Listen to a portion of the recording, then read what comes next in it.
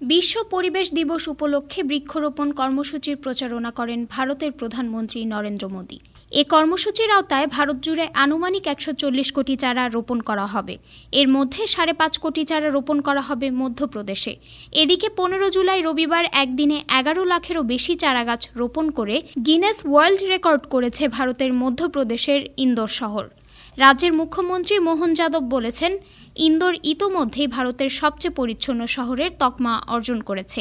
এবার একদিনে ১১ লাখের বেশি চারা রোপণের বিশ্ব রেকর্ডও অর্জন করল এই শহর।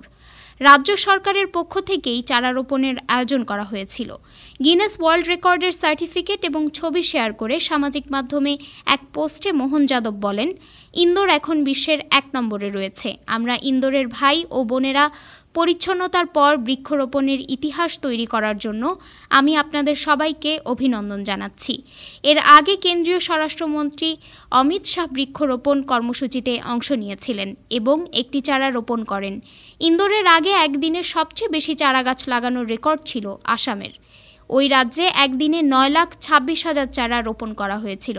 গত কয়েক বছর ধরে ভারতের সবচেয়ে পরিচ্ছন্ন শহর হিসেবে স্বীকৃতি পেয়ে আসছে মধ্যপ্রদেশের অর্থনৈতিক রাজধানী ইন্দোর।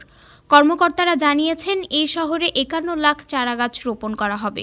কর্মকর্তারা জানিয়েছেন, ২০০০ বিএসএফ জওয়ানের পাশাপাশি শতাধিক এনআরআই সদস্য, ৫০টি স্কুলের এনসিসি ক্যাডেট, কয়েক হাজার স্থানীয় বাসিন্দা এবং বিভিন্ন সামাজিক সংগঠন বৃক্ষরোপণ কর্মসূচিতে অংশ নেয়।